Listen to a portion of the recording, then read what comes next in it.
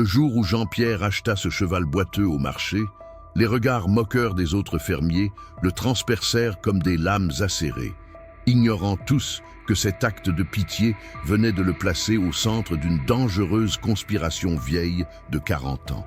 La marque mystérieuse découverte sur la cuisse de l'animal allait non seulement transformer sa vie solitaire, mais aussi réveiller des secrets que certains étaient prêts à tuer pour garder enfouis. Avant de continuer, n'oubliez pas de vous abonner à la chaîne, d'aimer la vidéo et de commenter d'où dans le monde vous regardez. Allons-y. Le soleil se couchait sur les collines verdoyantes du Périgord, peignant le ciel de teintes orangées qui s'étiraient comme des doigts au-dessus de la modeste ferme de Jean-Pierre Moreau. À 58 ans, son visage buriné par les années de labeur portait les marques d'une vie passée à travailler la terre. Ses mains calleuses, fortes mais douces dans leurs mouvements, caressaient distraitement la vieille photo de Marguerite, son épouse, partie 5 ans plus tôt. « Encore un jour sans toi, ma chérie », murmura-t-il, avant de ranger soigneusement le cadre dans le tiroir de sa table de nuit. La ferme des Coquelicots, autrefois animée par les rires de Marguerite et les projets qu'ils construisaient ensemble, n'était plus qu'un rappel constant de son absence. Les 20 hectares de terre, les quelques vaches laitières et le petit verger de pommiers semblaient désormais trop grands pour un homme seul. Ce matin-là, comme chaque premier samedi du mois, Jean-Pierre se préparait pour le marché aux bestiaux de Saint-Étienne-de-Valoux. Il n'avait pas réellement besoin d'un nouvel animal. Dieu sait qu'il avait déjà assez de travail. Mais ses sorties mensuelles étaient devenues son seul lien avec le monde extérieur. « Tu devrais penser à vendre, Jean-Pierre », lui avait dit François Dubois, son plus proche voisin, en sirotant un café la semaine précédente. « À ton âge, gérer tout ça tout seul, ce n'est plus raisonnable. » Jean-Pierre avait hoché la tête poliment, comme il le faisait toujours face aux conseils non sollicités. Mais l'idée de quitter la ferme où chaque pierre, chaque arbre gardait l'empreinte de Marguerite lui était insupportable. Le marché de Saint-Étienne-de-Valoux était particulièrement animé ce jour-là. Les étals colorés, l'odeur du pain frais et les voix des marchands qui vantaient leurs produits créaient une symphonie familière qui réchauffait le cœur de Jean-Pierre. Il salua quelques connaissances d'un signe de tête, échangea des nouvelles sur la météo et les récoltes, avant de se diriger vers l'enclos des chevaux. C'est là qu'il le vit pour la première fois. Un magnifique étalon bai, au port noble malgré sa maigreur évidente, se tenait à l'écart des autres chevaux. Sa robe, bien que terne par manque de soin, brillait par endroits d'un éclat cuivré sous le soleil matinal. Mais ce qui frappa immédiatement Jean-Pierre, était son regard. Des yeux profonds, presque humains, qui semblaient contenir une sagesse ancienne et une tristesse infinie. « Qu'est-ce qui t'amène par ici, Jean-Pierre » ? « Tu cherches une nouvelle monture ?»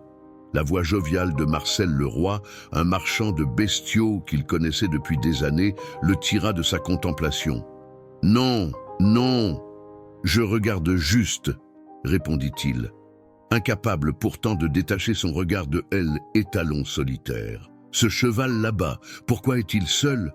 Le sourire de Marcel s'effaça légèrement. « Ah, celui-là, un bel animal, c'est vrai. Mais il boite. Regarde sa jambe arrière droite. » En effet, Jean-Pierre remarqua alors la façon dont le cheval épargnait sa jambe, la posant délicatement sur le sol, comme si chaque contact était douloureux. D'où vient-il ? Un élevage qui a fait faillite près de Bordeaux. Le propriétaire est mort. La famille a tout vendu à la hâte. Personne n'en veut à cause de sa boiterie. Je vais probablement devoir le vendre à l'abattoir si je ne trouve pas preneur d'ici la fin de la journée. Ces mots frappèrent Jean-Pierre comme un coup de poing. L'idée que ce noble animal finisse à l'abattoir lui était insupportable. Il peut être soigné. Marcel haussa les épaules. Peut-être, peut-être pas. Ça demanderait du temps, des soins, de l'argent. Plus que sa valeur actuelle, c'est certain. Jean-Pierre s'approcha lentement de l'enclos. Le cheval tourna la tête vers lui, ses oreilles se dressant avec intérêt.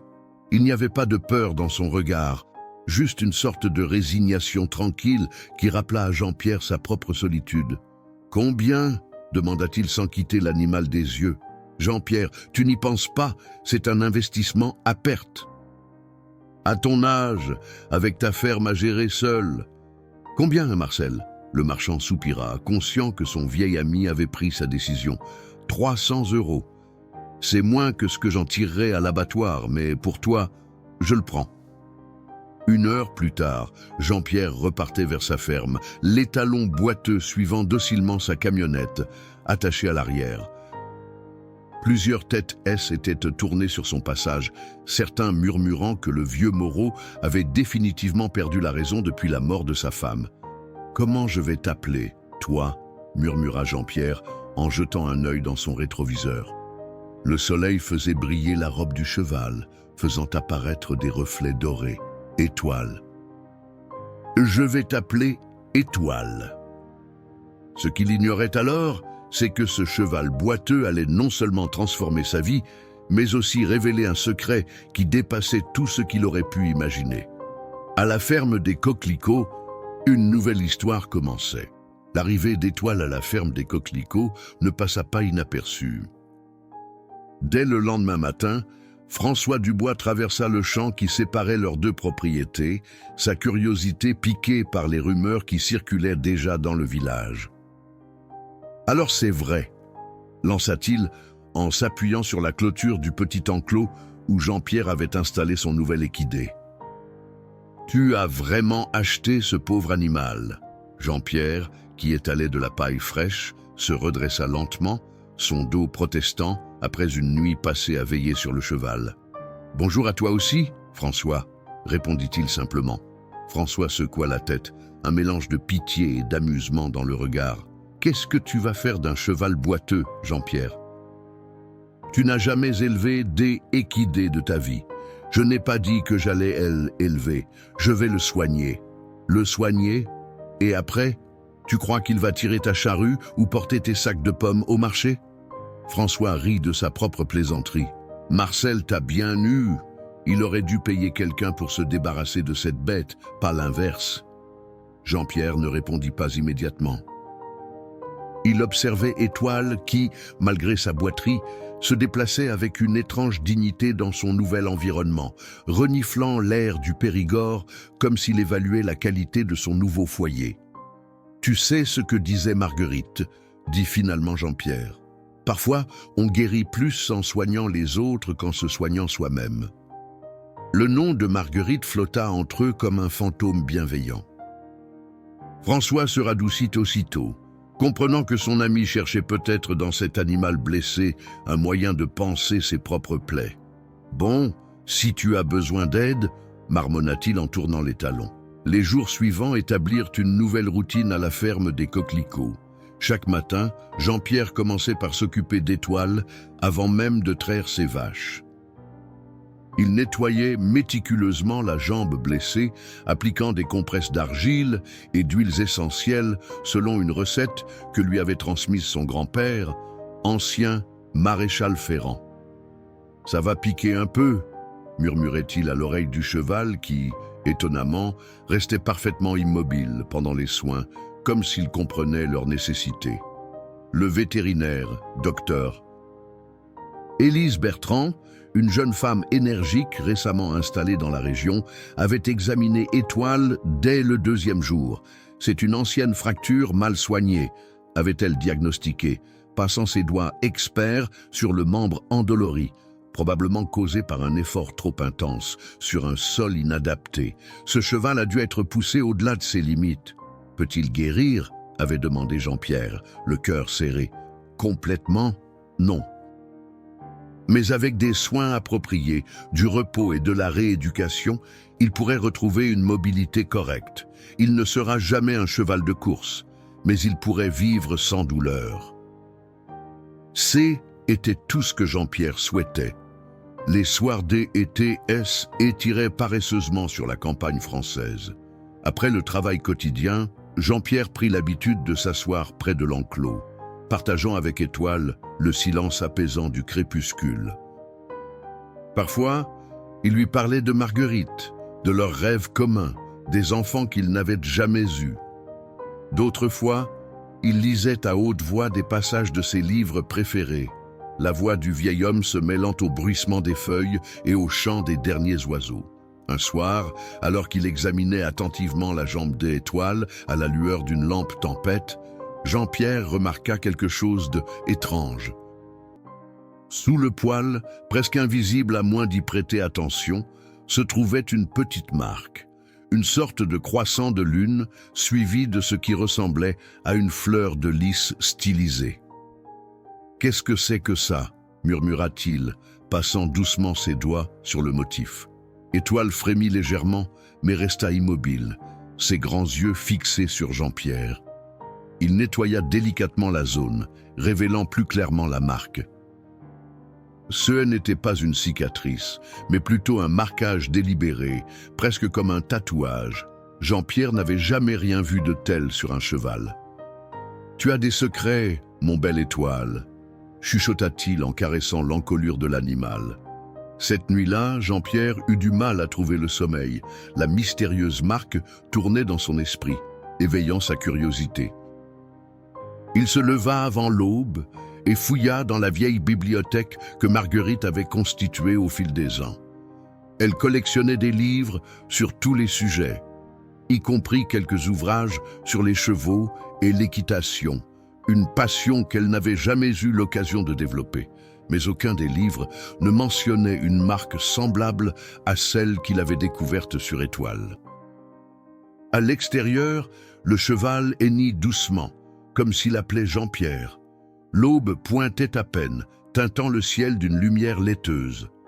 Le fermier sortit, une tasse de café à la main, et observa son protégé. Pour la première fois depuis son arrivée à la ferme, Étoile galopait, si l'on pouvait appeler galop ce mouvement asymétrique, mais déterminé. Malgré sa boiterie, il y avait quelque chose de majestueux dans sa course, une élégance innée qui suggérait un passé bien différent de celui d'un simple cheval de ferme. Jean-Pierre sourit. Quelque chose lui disait que ce N était que le début des surprises que lui réservait Étoile. La petite ville de Saint-Étienne-de-Valoux s'animait chaque jeudi matin pour son marché hebdomadaire. Jean-Pierre, qui s'y rendait rarement en dehors du marché aux bestiaux mensuels, se fraya un chemin parmi les étals colorés, un croquis de la mystérieuse marque de Étoile soigneusement plié dans la poche de sa chemise usée. « Tiens, voilà une surprise. Jean-Pierre Moreau en ville un jeudi », s'exclama Mathilde Laurent, la bibliothécaire municipale, une femme d'une 60aine d'années, aux lunettes perpétuellement perchées sur le bout de son nez. « Qu'est-ce qui t'amène ? J'aurais besoin de consulter des livres sur les chevaux, répondit Jean-Pierre, particulièrement sur leur marquage et leurs origines. Mathilde haussa un sourcil curieux, mais ne posa pas de questions supplémentaires, une qualité que Jean-Pierre appréciait particulièrement chez elle. La bibliothèque municipale de Saint-Étienne-de-Valoux n'avait rien d'impressionnant, mais son fonds régional était remarquablement bien fourni grâce à la passion de Mathilde pour l'histoire locale. Jean-Pierre passa la matinée entière à feuilleter des ouvrages sur l'élevage équin, l'histoire des haras nationaux français et les pratiques d'identification des chevaux à travers les époques. Ce fut dans un livre poussiéreux intitulé « Les grands élevages équins de France, 1850-1950 » qu'il trouva enfin une piste. Une photographie en noir et blanc montrait un étalon magnifique arborant sur sa cuisse une marque similaire à celle de Étoile. Un croissant de lune suivi d'une fleur de lys. Le haras de lune d'argent, lut Jean-Pierre dans la légende. Fondé en 1872 par le comte Antoine de Montclerc dans la région de Bordeaux, cet élevage fut célèbre pour ses pur-sangs exceptionnels jusqu'à sa mystérieuse disparition dans les années 1980. « Tu as trouvé ce que tu cherchais ?» demanda Mathilde, apparaissant silencieusement derrière lui. Jean-Pierre sursauta légèrement. « Peut-être. » « Connais-tu quelque chose sur un élevage appelé le haras de lune d'argent ?»« Lune d'argent » Mathilde ajusta ses lunettes, son visage s'illuminant de cette expression particulière que prennent les passionnés d'histoire lorsqu'on évoque un sujet qu'ils connaissent. Bien sûr, C était une véritable institution dans le monde équestre. Leurs chevaux étaient réputés dans toute l'Europe pour leur endurance et leur intelligence. La lignée était si précieuse que chaque poulain était marqué d'un croissant de lune et d'une fleur de lys, le symbole de la famille Moncler. Jean-Pierre sentit son cœur s'accélérer. Que s'est-il passé? Le livre dit que l'élevage a disparu dans les années 80. Une histoire tragique, soupira Mathilde. Le dernier comte de Moncler est mort dans un incendie qui a ravagé les écuries principales. La plupart des chevaux ont péri également. Les quelques survivants ont été vendus aux enchères, mais la lignée pure s'est éteinte. Du moins, c'est ce qu'on croyait. Jean-Pierre déplia soigneusement son croquis et le montra à Mathilde. J'ai trouvé cette marque sur mon nouveau cheval. Les yeux de la bibliothécairesse écarquillèrent derrière ses lunettes. C'est impossible. Cela fait près de 40 ans. Mais c'est bien le marquage de lune d'argent. Elle étudia le dessin plus attentivement. Où as-tu trouvé ce cheval? Au marché aux bestiaux, un élevage en faillite près de Bordeaux. Jean-Pierre. La voix de Mathilde baissa d'un ton, comme si elle craignait d'être entendue. Si ton cheval porte véritablement cette marque, il pourrait être un descendant direct de la lignée Moncler. Ce serait extraordinaire. Le fermier rentra chez lui, l'esprit tourbillonnant de questions. Étoile l'accueillit par un hennissement doux, comme s'il sentait l'agitation de son nouveau maître. « Tu es bien plus que ce que tu sembles être, n'est-ce pas ?» murmura Jean-Pierre en caressant l'encolure du cheval. Cette nuit-là, installé à sa table de cuisine, éclairé par la vieille lampe que Marguerite avait chinée dans une brocante, Jean-Pierre entreprit des recherches plus approfondies. Internet, naine, était pas son fort. Il préférait de loin le contact du papier, mais Marguerite avait insisté pour installer une connexion à la ferme avant sa disparition, pour que tu ne sois pas complètement coupé du monde, avait-elle dit. Les résultats de ces recherches maladroites confirmèrent les dires de Mathilde. Le haras de lune d'argent avait effectivement été prestigieux, ses chevaux remportant d'innombrables prix dans les compétitions les plus exigeantes. Un article particulier attira son attention. Mystère et cupidité, la véritable histoire derrière la chute de lune d'argent. L'article suggérait que l'incendie qui avait détruit le haras N était peut-être pas accidentel. Des rumeurs de sabotage, de jalousie professionnelle et même de fraude à l'assurance avaient circulé, mais rien n'avait jamais été prouvé. La dernière phrase de l'article fit frissonner Jean-Pierre. Certains passionnés affirment que quelques juments et poulains auraient été secrètement sauvés et cachés pour préserver la lignée.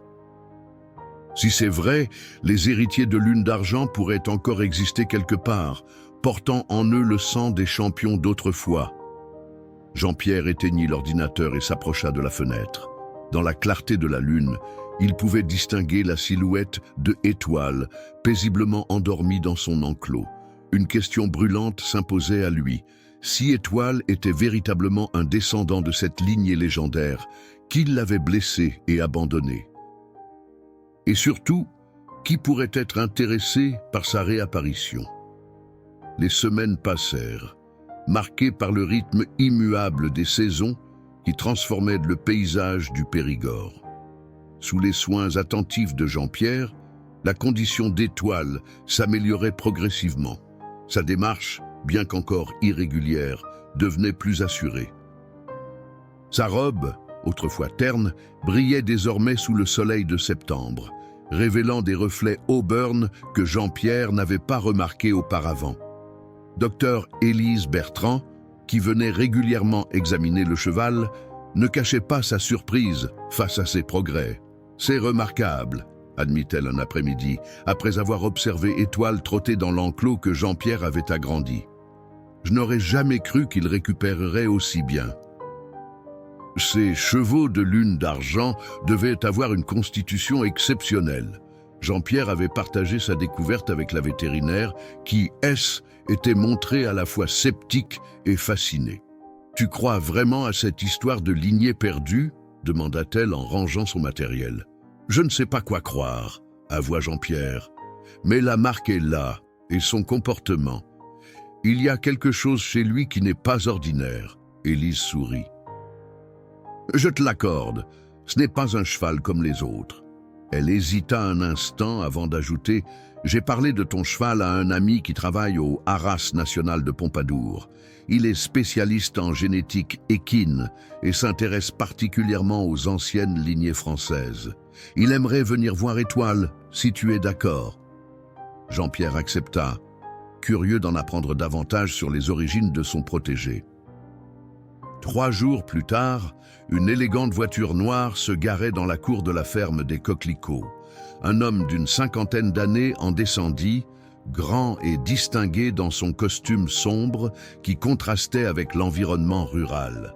« Professeur Henri Valentin », se présenta-t-il en tendant une main ferme à Jean-Pierre. « Élise m'a parlé de votre cheval potentiellement historique. » Il y avait dans sa voix une note que Jean-Pierre ne put identifier immédiatement, de l'excitation, certainement, mais aussi autre chose.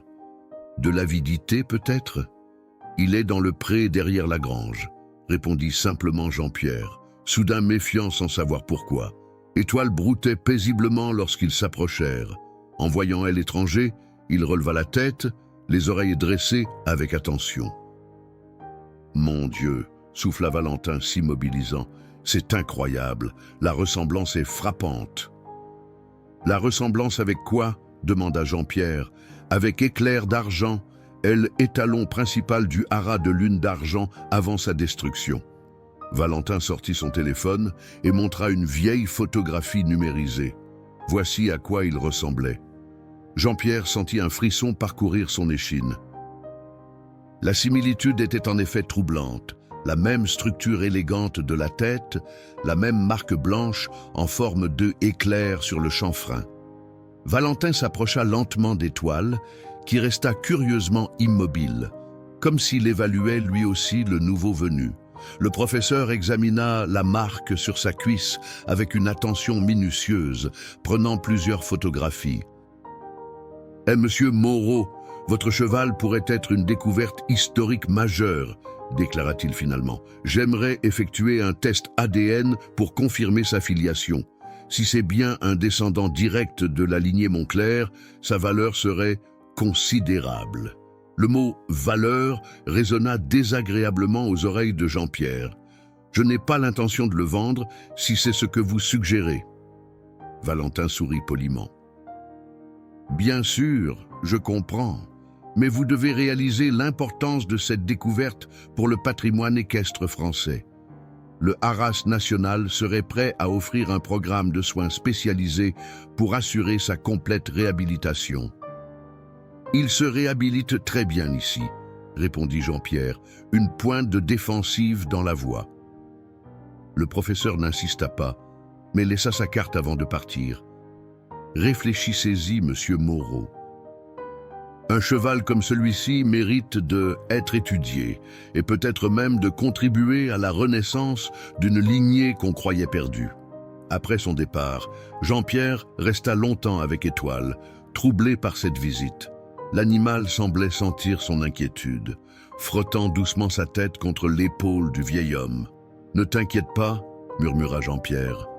« Je ne laisserai personne t'emmener. » Cette nuit-là, il fut réveillé par un hennissement puissant. Se précipitant à la fenêtre, il aperçut une silhouette près de l'enclos d'Étoile. Son cœur s'arrêta un instant, puis il attrapa son vieux fusil de chasse et sortit en trombe. « Qui est là ?» cria-t-il dans l'obscurité. La silhouette disparut rapidement derrière les arbres bordant sa propriété. Quand Jean-Pierre atteignit l'enclos, Étoile était agitée mais indemne. Près de la clôture, il découvrit un objet qui, n'était pas là auparavant. Une vieille photographie encadrée montrant un homme élégant à côté d'un magnifique cheval. Une image presque identique à celle que le professeur Valentin lui avait montrée.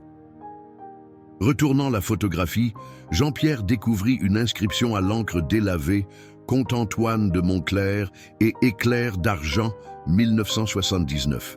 La lignée doit survivre. Un message? Un avertissement? Jean-Pierre ne savait plus quoi penser, mais une chose était certaine.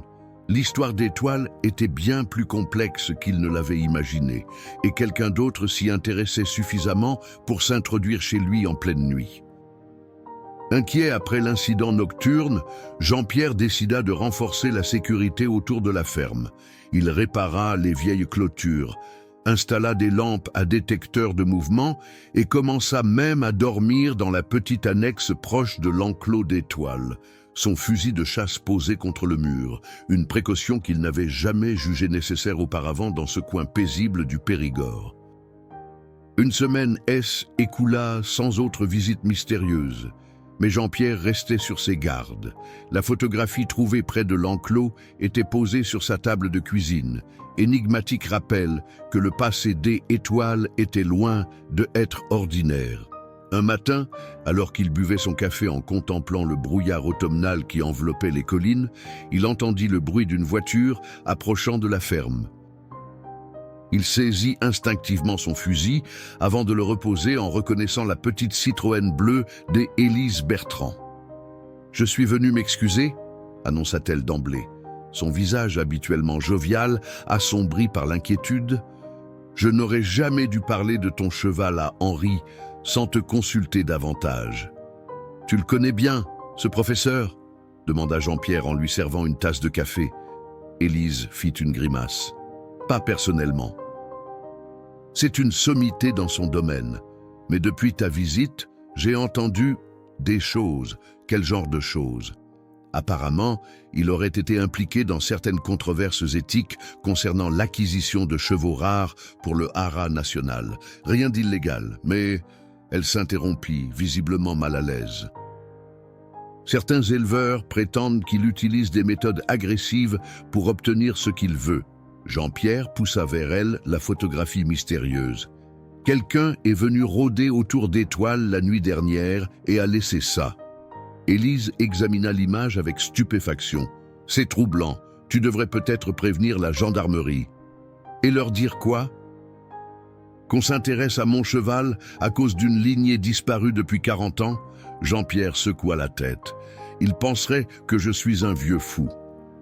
La vétérinaire hésita, puis demanda « Est-ce que je peux voir la marque des étoiles encore une fois ?» Dehors, la brume matinale commençait à se dissiper lorsqu'ils s'approchèrent de l'enclos. Étoile les accueillit par un hennissement doux, trottant vers eux avec une aisance que Jean-Pierre n'aurait jamais cru possible quelques mois auparavant. Élise examina attentivement la marque sur la cuisse du cheval, ses doigts suivant délicatement le contour du croissant de lune et de la fleur de lys. « Il y a quelque chose de étrange, » murmura-t-elle. « Regarde bien, Jean-Pierre. Sous la fleur de lys principale, il y a une marque supplémentaire. C'est minuscule, presque invisible si on ne sait pas quoi chercher. » Jean-Pierre se pencha. Effectivement, sous le motif principal se trouvait un petit symbole qu'il n'avait pas remarqué auparavant, ce qui semblait être 2 lettres entrelacées. A et M. Antoine de Montclair, souffla Élise. C était la marque personnelle du comte, réservée à ses chevaux préférés. J'ai lu un article à ce sujet après la visite d'Henri. Le fermier sentit un frisson parcourir son échine. Tu es en train de me dire que Étoile pourrait être directement liée au comte lui-même? C'est possible, acquiesça Élise. Mais ça n'explique pas comment un cheval portant cette marque exclusive s'est retrouvé maltraité et vendu pour une bouchée de pain 40 ans après la disparition du haras. Le mystère épaississait et Jean-Pierre commençait à ressentir un malaise grandissant. Il n'était qu'un simple fermier qui avait voulu sauver un animal souffrant. Il se retrouvait maintenant au centre d'une histoire qui le dépassait complètement. Alors que Élise prenait congé, promettant de faire des recherches discrètes sur le professeur Valentin, Jean-Pierre remarqua une voiture noire garée à distance sur le chemin rural, presque cachée par les arbres. la même que celle du professeur. Il n'en était pas certain, mais son instinct lui criait que quelque chose n'allait pas. Cet après-midi-là, il reçut un appel de Mathilde, la bibliothécaire. « Jean-Pierre, il faut que tu viennes à la bibliothèque, » dit-elle, sa voix habituellement calme trahissant une excitation inhabituelle. « J'ai trouvé quelque chose sur Lune d'Argent que tu dois absolument voir. » 1 heure plus tard, il se tenait devant une pile de vieux journaux que Mathilde avait déterrés des archives municipales. « Regarde ça », dit-elle en pointant un article jauni daté de 1982. L'incendie qui a détruit le haras a eu lieu 3 mois après la mort mystérieuse du comte de Montclair. Officiellement, il est mort d'une crise cardiaque, mais certaines rumeurs suggéraient un empoisonnement. Jean-Pierre parcourut l'article, son inquiétude grandissant à chaque ligne. Selon le journaliste, le comte avait récemment refusé une offre d'achat substantielle pour son haras, provenant d'un consortium international des éleveurs. Et ça, continua Mathilde, dévoilant un autre article plus récent, c'est encore plus intéressant. Il y a 10 ans, un biologiste spécialisé en génétique équine a affirmé avoir découvert que la lignée de Lune d'Argent possédait une caractéristique génétique unique qui permettait aux chevaux de développer une endurance et une intelligence exceptionnelles. Certains laboratoires pharmaceutiques se seraient intéressés à cette particularité pour des applications médicales. Jean-Pierre sentit sa gorge se serrer. « Tu penses que c'est pour ça qu'on s'intéresse à Étoile ? Pour ses gènes ? » « Je ne sais pas, » admit Mathilde, « mais j'ai fait quelques recherches sur ton professeur Valentin. Il travaille officiellement pour le Haras national, mais il collabore aussi avec plusieurs laboratoires privés. » Elle baissa la voix. « Et devine qui était l'un des principaux investisseurs du consortium qui voulait acheter Lune d'Argent à l'époque ?»« Le père d'Henri Valentin, » compléta une voix derrière eux. Jean-Pierre se retourna brusquement. Dans l'embrasure de la porte se tenait une femme élégante d'une 60aine d'années, aux cheveux gris impeccablement coiffés et au port altier qui évoquait une autre époque. « Je m'appelle Claire de Montclair », se présenta-t-elle, « et je crois que vous avez trouvé l'un des derniers héritiers de Lune d'Argent. » Le silence qui suivit l'annonce de Claire de Montclair semblait presque palpable dans la petite bibliothèque. Jean-Pierre et Mathilde échangèrent un regard stupéfait avant que le fermier ne retrouve l'usage de la parole. « Vous êtes de la famille du comte, sa fille ?» répondit Claire avec un léger sourire qui n'atteignait pas ses yeux, des yeux d'un bleu acier qui semblait évaluer chaque détail de son interlocuteur. La seule héritière de Lune d'Argent, du moins en théorie, puisqu'il ne reste plus rien à hériter. Mathilde lui offrit une chaise, que Claire accepta avec une grâce naturelle qui trahissait son éducation aristocratique. Jean-Pierre remarqua qu'elle portait autour du cou un pendentif en argent représentant un croissant de lune entrelacé avec une fleur de lys, le symbole de Lune d'Argent. « Comment avez-vous su que nous... » commença Mathilde. « Que vous vous intéressiez à l'histoire de notre haras ?» Claire haussa légèrement les épaules. « Saint-Étienne-de-Valoux est une petite ville, Madame Laurent. Les nouvelles circulent vite, surtout quand on pose des questions sur un sujet aussi sensible. » Son regard se posa sur Jean-Pierre. « Et quand j'ai entendu parler d'un fermier qui avait acheté un cheval boiteux portant notre marque, j'ai su qu'il était temps de sortir de l'ombre. »« Étiez-vous, l'autre nuit, près de l'enclos ?» demanda Jean-Pierre, soudain méfiant.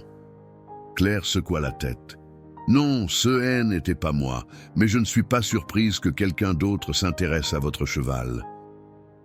Si c'est bien ce que je pense, Étoile, c'est ainsi que vous l'avez nommé, n'est-ce pas? Pourrait être l'un des derniers descendants directs de Éclair d'Argent, l'étalon personnel de mon père. » Jean-Pierre sortit la mystérieuse photographie de sa poche et la tendit à Claire. « C'est ce que quelqu'un a laissé près de mon enclos. » La femme prit le cadre, ses doigts tremblant légèrement. « Mon père, » murmura-t-elle, caressant l'image comme si elle pouvait, par ce geste, toucher l'homme photographié. et l'inscription au dos est de son écriture. « Pouvez-vous nous expliquer ce qui s'est réellement passé ?» demanda doucement Mathilde. Les articles de l'époque sont contradictoires et les rumeurs sont souvent plus proches de la vérité que les versions officielles, Madame Laurent. Claire reposa la photographie et prit une profonde inspiration. Mon père n'est pas mort d'une crise cardiaque. Il a été assassiné, j'en suis certaine, bien que je n'ai jamais pu le prouver. Elle leva les yeux vers Jean-Pierre. Georges Valentin, le père d'Henri, était obsédé par la lignée de Lune d'Argent. Ce N n'était pas seulement pour leur beauté ou leurs performances exceptionnelles. C était pour une particularité génétique que mon père avait découverte presque par accident. Une caractéristique qui permettait aux chevaux de développer une endurance et une intelligence supérieures, compléta Mathilde, se référant à l'article qu'elle avait montré à Jean-Pierre. Claire acquiesça. C'est plus que cela. Mon père était scientifique avant d'être éleveur. Il avait découvert que cette lignée possédait une résistance naturelle à certaines maladies dégénératives. Il pensait que cela pourrait avoir des applications médicales importantes, notamment pour traiter certaines formes de dystrophie musculaire chez l'humain. Jean-Pierre commençait à comprendre.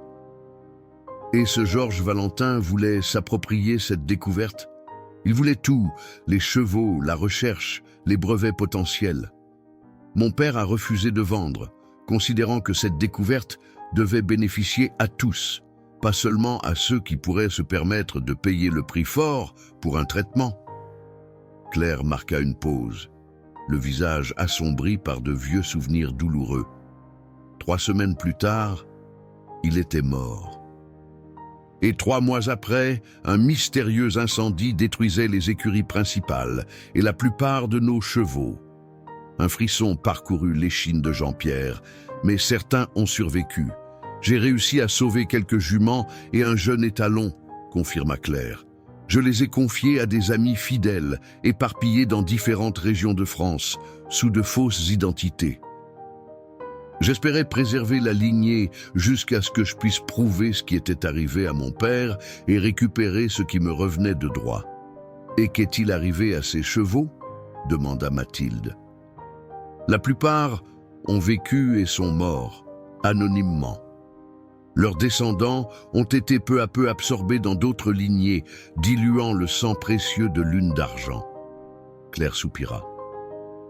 Ah, du moins, c'est ce que je croyais jusqu'à ce que j'entende parler de votre étoile, Monsieur Moreau. La bibliothèque était plongée dans une lumière dorée par le soleil couchant, donnant à cette conversation une atmosphère presque irréelle. Jean-Pierre essayait d'assimiler toutes ces informations, de comprendre les implications de ce qu'il venait d'apprendre. Si ce que vous dites est vrai, pourquoi Étoile se retrouverait-il maltraité et vendu comme un simple cheval de ferme? C'est précisément ce que je voudrais découvrir, répondit Claire en se levant. Monsieur Moreau, j'aimerais voir ce cheval, si vous le permettez.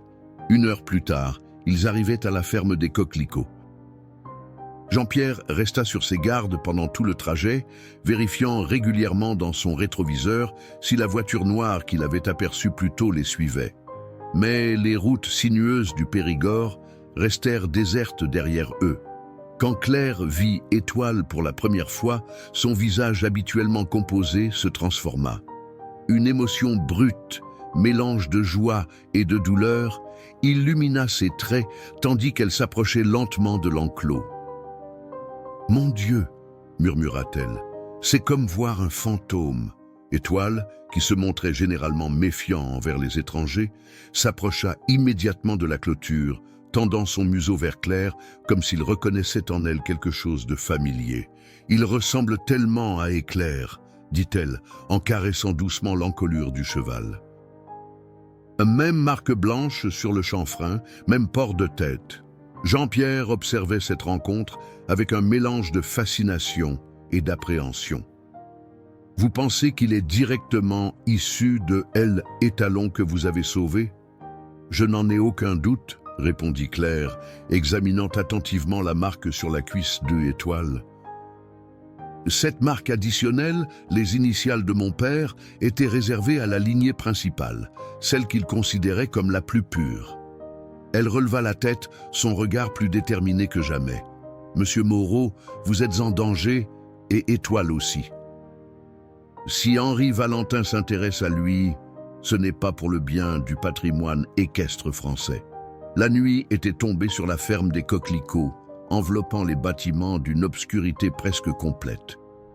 Jean-Pierre, Claire et Élise, que le fermier avait appelés en urgence, étaient réunis autour de la table de la cuisine, 3 tasses de café refroidissant devant eux, tandis qu'ils discutaient de la situation. « J'ai fait quelques recherches supplémentaires sur Henri Valentin », annonça Élise en faisant défiler des informations sur sa tablette. Il dirige actuellement un projet de recherche financé par Génécus, une société pharmaceutique spécialisée dans les thérapies géniques. Officiellement, il travaille sur des traitements pour chevaux de course, mais leur brevet récent suggère des applications humaines. Exactement comme mon père l'avait prédit, murmura Claire, serrant son pendentif en forme de croissant de lune. Il cherche toujours le gène spécifique de notre lignée. Mais pourquoi maintenant ? Interrogea Jean-Pierre. 40 ans après, la technologie génétique a fait des bonds de géants, expliqua Élise. Ce qui était théorique à l'époque du conte est désormais réalisable. Avec les outils actuels, un simple échantillon de sang des étoiles pourrait suffire pour isoler les marqueurs génétiques recherchés. Jean-Pierre se leva brusquement, incapable de contenir plus longtemps son agitation. « Alors quoi ? Je dois juste attendre qu'ils viennent voler mon cheval ?» Ou pire, Claire posa une main apaisante sur son bras. « Non, monsieur Moreau, nous allons agir. J'ai attendu des décennies pour obtenir justice, et je ne laisserai pas Valentin fils terminer ce que son père a commencé. » « J'ai peut-être une idée, » intervint Élise après un moment de réflexion. « Au lieu d'attendre qu'ils viennent à nous, nous pourrions les prendre à leur propre jeu. » Les 2 autres la regardèrent avec curiosité. « Henri m'a contacté hier, me demandant de vous convaincre d'accepter un test ADN pour Étoile. Il a insisté sur l'importance historique, le patrimoine national, etc. » Elle secoua la tête, dégoûtée. « Nous pourrions accepter, mais à nos conditions. » Un plan commença à prendre forme. Il conviendrait d'un rendez-vous au Arras national pour un test génétique officiel de Étoile. Claire, dont l'identité restait inconnue d'Henri, se présenterait comme une journaliste spécialisée dans le patrimoine équestre français, documentant l'événement. Pendant ce temps, Élise surveillerait attentivement le processus pour s'assurer qu'aucun échantillon supplémentaire ne soit prélevé. Et si nous obtenons des preuves de ses véritables intentions, nous pourrons enfin exposer toute cette affaire, conclut Claire, une lueur de détermination dans le regard. Ils parlèrent jusqu'aux premières lueurs de l'aube, peaufinant chaque détail. Quand enfin Claire et Élise prirent congé, Jean-Pierre resta seul, avec ses pensées troublées et son cheval extraordinaire. 3 jours plus tard, Élise appelait le professeur Valentin pour lui annoncer que Jean-Pierre avait finalement accepté le test ADN, à condition qu'il soit réalisé publiquement au Arras national, en présence de témoins indépendants. Valentin, après une hésitation perceptible même au téléphone, accepta ces conditions. La date fut fixée à la semaine suivante. Le matin du grand jour, Jean-Pierre chargea Étoile dans la remorque qu'il avait empruntée à François Dubois. Le cheval, habituellement docile, semblait agité, comme s'il percevait la tension de son maître. « Tout ira bien, mon beau », murmura Jean-Pierre en caressant son encolure. « Je te protégerai, je te le promets. » Le trajet jusqu'au Haras national de Pompadour prit plus de 2 heures. Jean-Pierre conduisait prudemment, conscient du précieux chargement qu'il transportait et des regards occasionnels dans son rétroviseur. Était-ce de la paranoïa ou cette voiture noire les suivait-elle depuis leur départ du Périgord? Le Haras était un ensemble imposant de bâtiments historiques nichés dans un écrin de verdure. Jadis résidence des marquises de Pompadour, il servait désormais de centre d'excellence pour l'élevage et la recherche équine. En d'autres circonstances, Jean-Pierre aurait admiré la beauté du lieu, mais aujourd'hui, il ne ressentait que de l'appréhension. À leur arrivée, Henri Valentin les accueillit avec une courtoisie qui sonnait fausse aux oreilles de Jean-Pierre. Plusieurs personnes étaient présentes, des techniciens de laboratoire, quelques journalistes, dont Claire, méconnaissable avec ses cheveux teints et ses lunettes, et un notaire qui documenterait officiellement les résultats. « Monsieur Moreau, je suis ravi que vous ayez reconsidéré ma proposition », déclara Valentin avec un sourire qui n'atteignait pas ses yeux. Ce jour marquera une étape importante pour la préservation du patrimoine équestre français. Étoile fut conduit dans une vaste écurie où un vétérinaire l'attendait pour le prélèvement sanguin. Jean-Pierre ne le quittait pas des yeux, suivant scrupuleusement le protocole qu'ils avaient établi avec Claire et Élise. Le test lui-même fut rapide et sans incident. Le vétérinaire préleva un échantillon de sang qu'il divisa en 3 tubes, un pour le laboratoire du Haras, un pour un laboratoire indépendant choisi par Jean-Pierre et un 3e qui serait conservé par le notaire en cas de litige. Tout se déroulait comme prévu jusqu'à ce que Jean-Pierre remarque un échange discret entre Valentin et l'un des techniciens. Un tube supplémentaire avait changé de main et disparaissait maintenant dans la poche de la blouse du professeur. Son cœur s'accéléra. Voilà la preuve qu'il cherchait, mais comment l'exposer sans compromettre leur plan? À cet instant précis, Étoile, comme sentant le danger, se cabra violemment, surprenant tout le monde. Dans la confusion qui s'ensuivit, Claire s'approcha de Valentin, feignant de chercher une meilleure perspective pour ses photographies. Jean-Pierre la vit heurter accidentellement le professeur, puis s'excuser profusément. Ce n'est que plus tard, alors qu'il quittait le Haras, qu'elle lui montra discrètement le petit tube de sang qu'elle avait subtilisé de la poche de Valentin. « 10 premiers actes de l'opération réussis », murmura-t-elle avec un sourire tendu. « Maintenant, voyons ce qu'il comptait vraiment faire avec cet échantillon non autorisé. » Le laboratoire privé où Claire les conduisit se trouvait dans la banlieue de Limoges, à 1 heure de route du Haras national. Contrairement à l'élégance historique de Pompadour, cet établissement était résolument moderne, un bâtiment de verre et d'acier dissimulé derrière une façade anonyme. Où le docteur Philippe Rousseau est un vieil ami, expliqua Claire, tandis qu'il patientait dans une petite salle de conférence.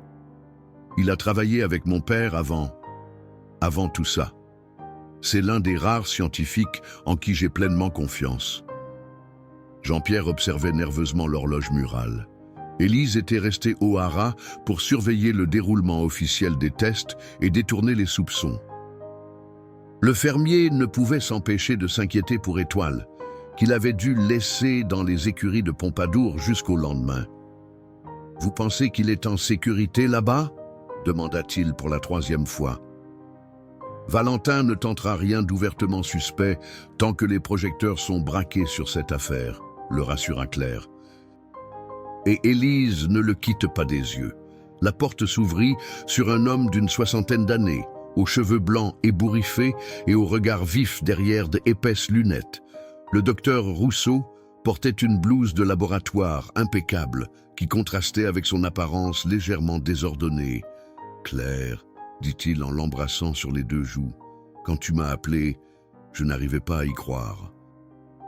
Après toutes ces années, moi non plus, Philippe, voici Jean-Pierre Moreau, le propriétaire de Étoile. » Le scientifique serra vigoureusement la main du fermier. « Monsieur Moreau, vous avez peut-être entre vos mains l'un des chevaux les plus importants de France, sans même le savoir. »« C'est ce qu'on me dit, » répondit Jean-Pierre avec un sourire crispé. « Mais j'aimerais comprendre pourquoi. C'est précisément ce que nous allons découvrir. » Rousseau déposa sur la table une tablette affichant des séquences d'ADN complexes. « J'ai effectué une analyse préliminaire de l'échantillon que vous m'avez apporté. Les résultats sont remarquables. Il fit défiler plusieurs graphiques et tableaux de données qui ne signifiaient rien pour Jean-Pierre, mais qui semblaient profondément impressionner Claire. « C'est bien la signature génétique de lune d'argent », confirma-t-elle, sa voix tremblant légèrement. « Le marqueur spécifique que mon père avait identifié. » « Plus que ça, répondit Rousseau en pointant une séquence particulière. Cette mutation sur le chromosome 11 est exactement celle qu'Antoine étudiait pour ses applications thérapeutiques. Elle permet une régénération musculaire accélérée et une résistance exceptionnelle à la fatigue. Jean-Pierre commençait à comprendre. C'est pour ça qu'Étoile récupère si bien de sa blessure? Très probablement, acquiesça le scientifique. Ces chevaux ont une capacité de guérison supérieure à la moyenne, pas miraculeuse, entendons-nous, mais significativement meilleure. Et les applications humaines ? Demanda Claire.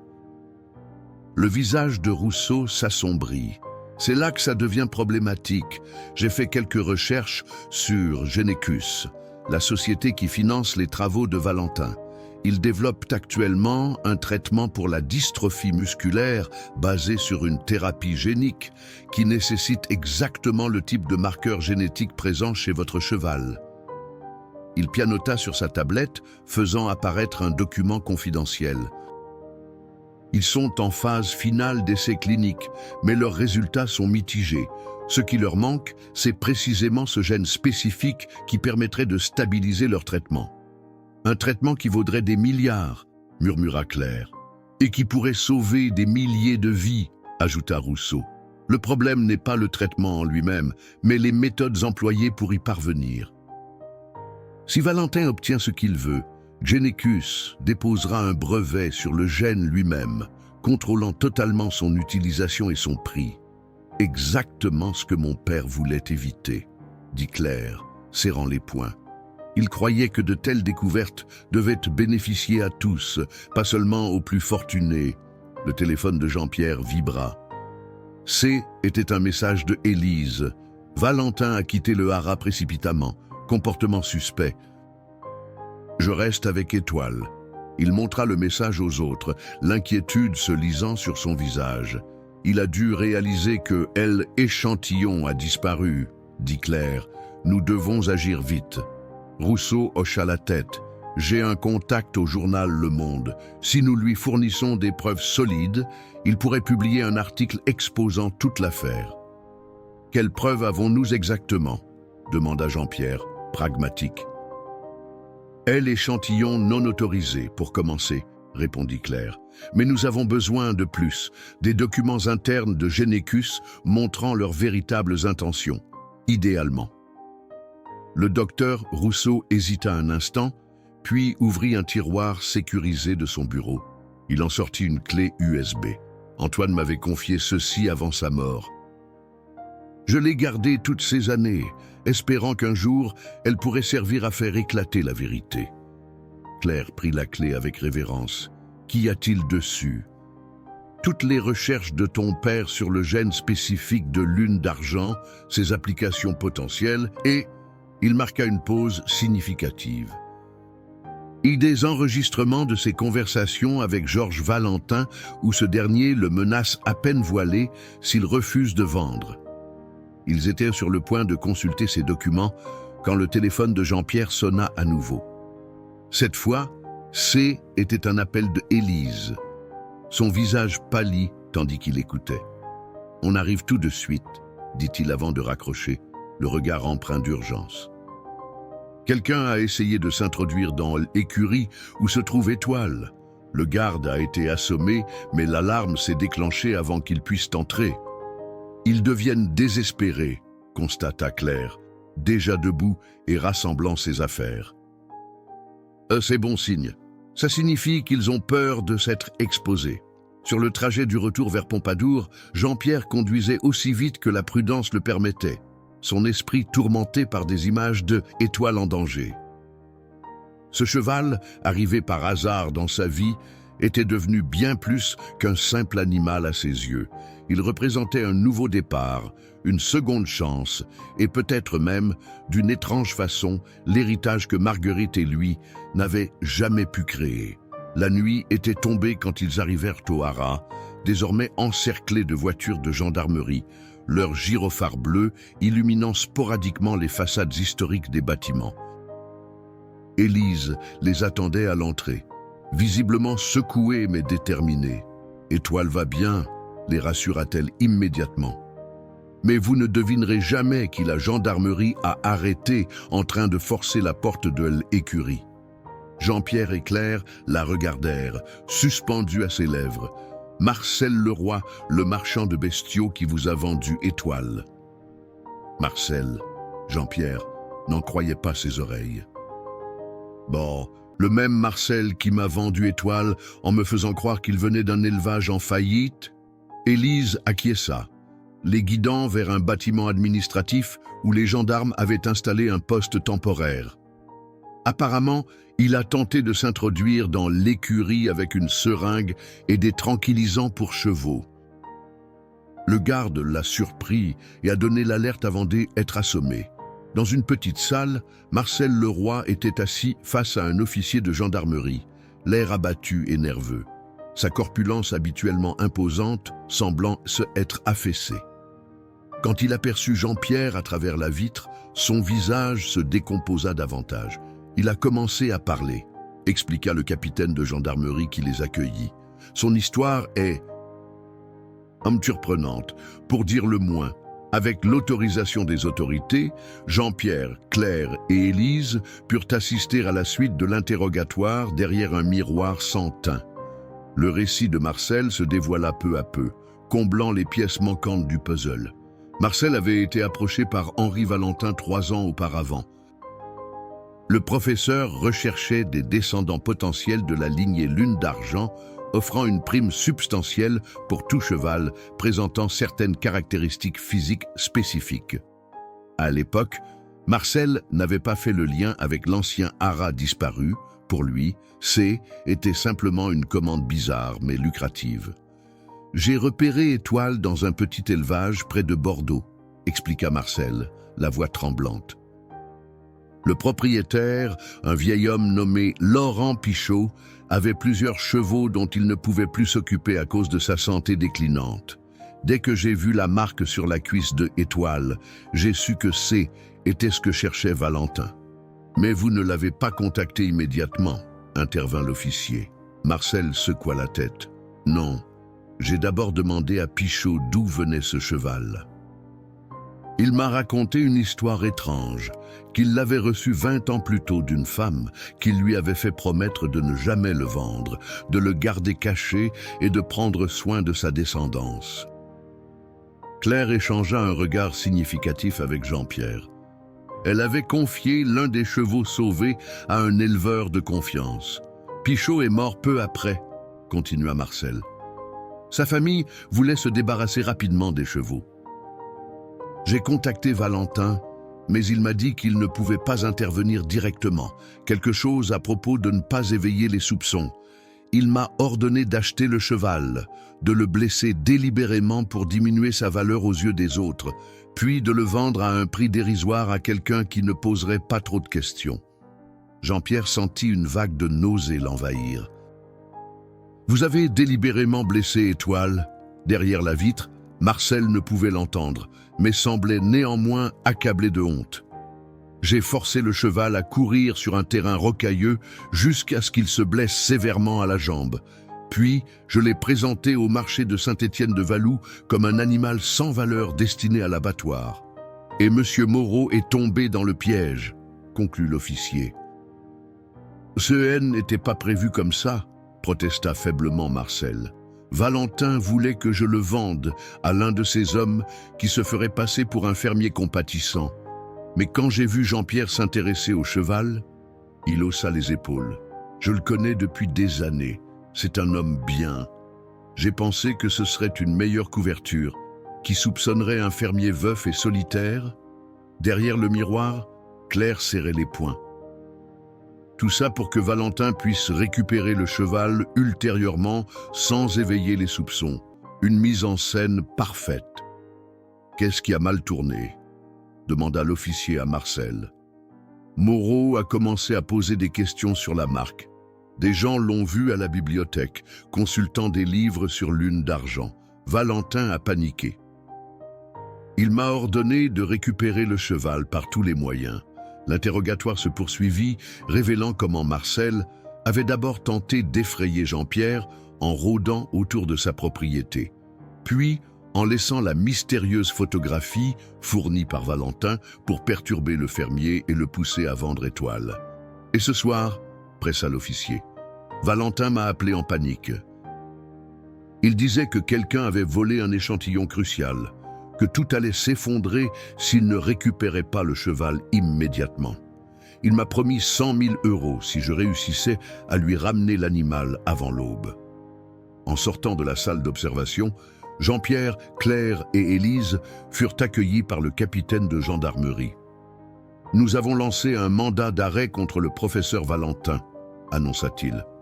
« Oui, ses bureaux au Haras national et au laboratoire Génécus sont en train d'être perquisitionnés.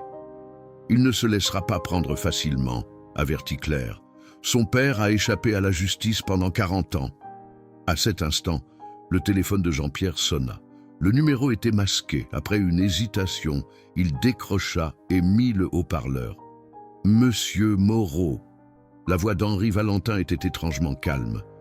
« Je vois que vous avez découvert notre petit arrangement avec Marcel. Regrettable, mais pas irrémédiable. »« C'est fini, Valentin », répliqua Jean-Pierre, faisant signe au capitaine de tracer l'appel. « La gendarmerie est déjà à vos trousses. » Un rire sec résonna dans le téléphone. « Peut-être, mais pendant qu'il fouille mes bureaux vides, je suis ailleurs. » Plus précisément, monsieur Moreau, je suis à la ferme des Coquelicots. Le sang de Jean-Pierre se glaça dans ses veines. Votre voisin, François Dubois, est très hospitalier. Nous avons une conversation fascinante sur l'avenir de votre propriété. Il semble que vous envisagiez de vendre depuis un moment. Jean-Pierre échangea un regard paniqué avec Claire et Élise. « Que voulez-vous » demanda-t-il, la gorge serrée. Un échange simple. « Les documents que Claire de Montclair et vous avez récupérés aujourd'hui contre la sécurité de votre ami. Oh, et bien sûr, j'aurai besoin de Étoile également. »« Ne faites pas ça » murmura Claire à Jean-Pierre. « Vous avez 2 heures » conclut Valentin avant de raccrocher. Le silence qui suivit était lourd de tension.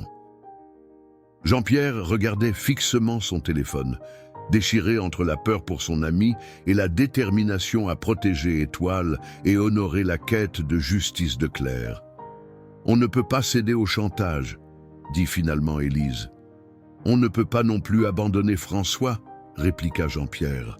Claire posa une main ferme sur son épaule. « Non, mais on peut tendre un piège à notre tour. » Valentin croit avoir l'avantage, mais il ignore que nous avons toutes les preuves nécessaires pour l'incriminer, lui et Génécus. Jean-Pierre la regarda, une lueur de compréhension s'allumant dans ses yeux. « Il est temps de mettre fin à cette histoire, » affirma Claire, son regard reflétant la détermination de son père. Et une fois pour toutes, la nuit enveloppait la ferme des Coquelicots d'un manteau d'obscurité percé seulement par les phares de 3 véhicules qui avançaient lentement sur le chemin de terre. Dans le premier, Jean-Pierre serrait le volant si fort que ses jointures en étaient blanches. À ses côtés, Claire tenait une mallette contenant la clé USB et les documents. Ou du moins, c'est ce que Valentin devait croire.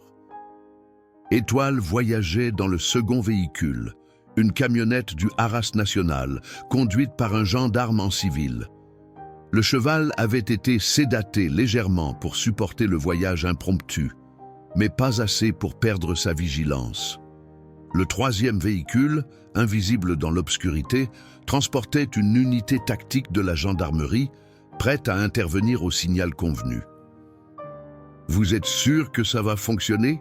murmura Jean-Pierre à Claire, alors qu'ils s'approchèrent de la ferme. « Non, » répondit-elle honnêtement, « mais c'est notre meilleure chance de l'arrêter définitivement. » La cour de la ferme était éclairée par un unique lampadaire. François Dubois était assis sur une chaise en bois sur la terrasse, le visage tendu mais sans signe apparent de blessure. Derrière lui se tenait Henri Valentin, accompagné de 2 hommes à l'allure peu avenante. « Restez dans la voiture jusqu'à ce que je vous fasse signe », ordonna Jean-Pierre à Claire avant de descendre, la mallette à la main. « Vous êtes venu seul, j'espère », lança Valentin dès qu'il aperçut le fermier. « Comme convenu, mentit Jean-Pierre. Votre précieux échantillon et les documents sont dans cette mallette. Maintenant, relâchez François. » Valentin fit un geste à l'un de ses hommes qui poussa rudement François vers Jean-Pierre. Le voisin semblait secoué mais déterminé. « Pardonne-moi, Jean-Pierre, dit-il en passant près de lui. Ils sont arrivés sans prévenir. Je n'ai pas pu. Ce n'est pas ta faute, le rassura Jean-Pierre. Va vers ma voiture et emmène la dame à l'intérieur en sécurité. François jeta un regard perplexe vers le véhicule, puis s'exécuta. Claire en sortit discrètement pour l'accompagner vers la maison, la mallette véritable dissimulée sous son manteau.